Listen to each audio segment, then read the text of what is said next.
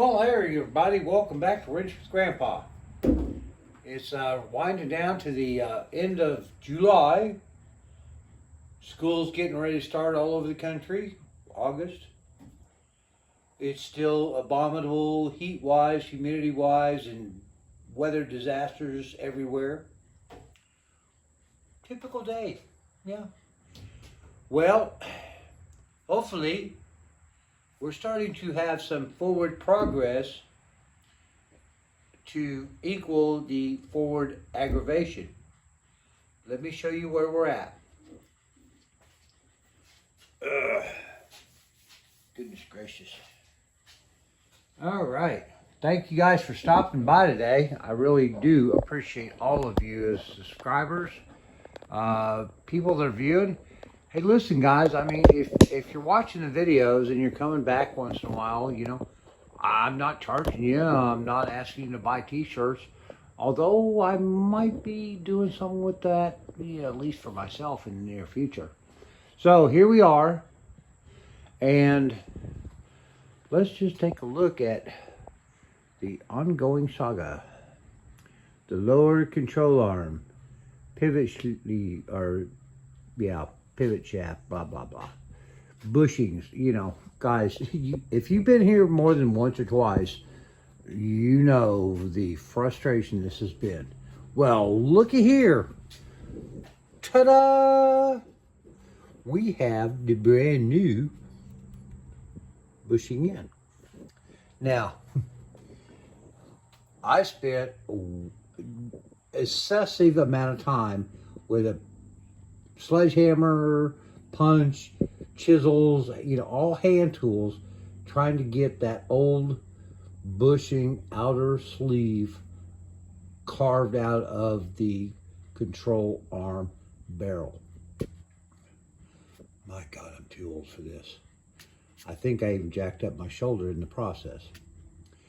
So, when Jerry, Mr. Tomcat himself, got back from vacation, took it out to his place, and with the proper tools, a air hammer and chisels and all that stuff, we got the old stuff out in about, 3 minutes.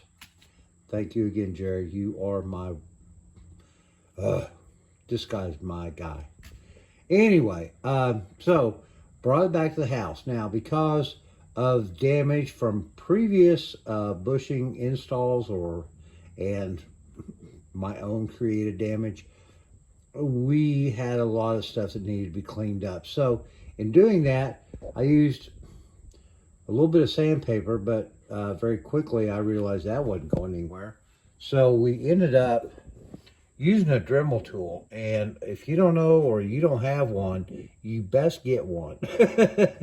I was blessed because my dad was into gunsmithing in his retirement, and so I got a great couple of Dremel tools with all kinds of little tools and drills and all the stuff.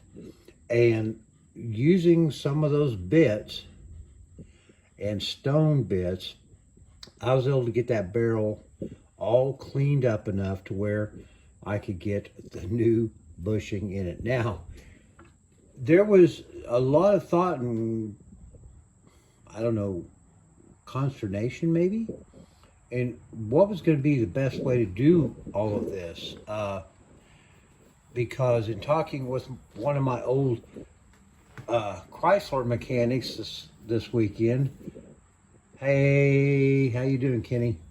Glad to see you yesterday. Glad to see you're good, and happy 80th birthday.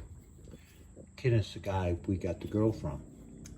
So we were discussing, do you put this in the bushing first and then press the whole assembly in, or what I've done, put the bushing in and then press the pivot shaft? Well, Kenneth seemed to remember that at the dealership, they would press it as assembly. Well, you guys probably had tools that I don't have, even back in the 60s. A lot of my tools are probably older than that. So, I dealt with what I had. And so once I got that barrel cleaned out enough that I felt confident that the new bushing was going to go down and not get hung up on something, and I thought, okay, well, I really couldn't find a way to make it work on my desktop press here as far as trying to press that down. You know, I used like a big socket to, you know, get around there and everything, but it just, the whole platform wasn't stable and I was having a lot of issues. So I brought it over here and I basically put it in here with the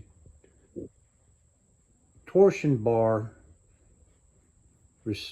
receptacle here, and this extended way out, and the bushing in here, and I put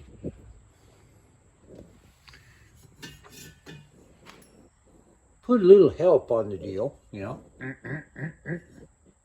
I think I'm going to call this my Charles Bronson 2000. Put a little torque on her, little spicy there.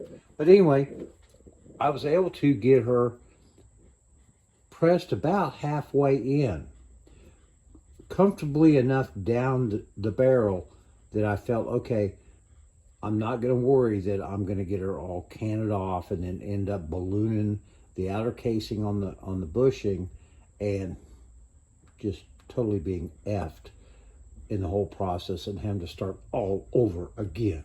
So got to that point, felt comfortable, brought her over here.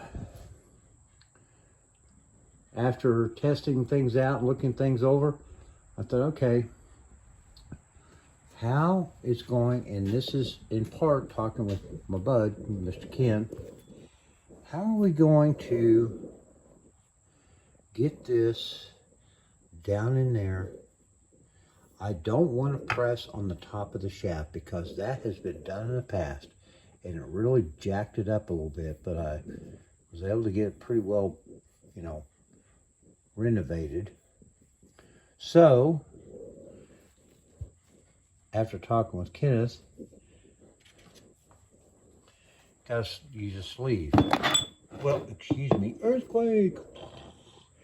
I had nothing here at the shop, so I ran down to the local HD and picked this up for about $5 with tax. It's a 1 inch by 6 inch piece of galvanized steel pipe. So what we're going to do is we're going to use that as a guide because it will fit onto the collar of the shaft so that we can get this all lined up, get that lined up there, and start, you know, slowly moving her down into the bushing. Now, this is going to be kind of treacherous because this is untested science, man versus hydraulic press. Although, I'm feeling fairly confident. Yeah, right, I haven't had that much to drink yet. So, I'm going to be honest with you guys. I've still got some chores outside and we've got some rain coming in. But that's the plan. And when I get to a point a little while later, I'll shoot a video on it and I'll share it. But right now, I'm starting to get some thunder in the background and Mama's not happy if the chores aren't done. So listen, you guys have a great week coming up. We are making progress. We get that in, then stuff starts getting put back on the car. Yay! All right, thanks guys. Love you. Please share, like, comment, subscribe. You know, tell your grandma you love her and hug your sister. That seems kind of weird, doesn't it? You guys be good. See you soon. Bye-bye.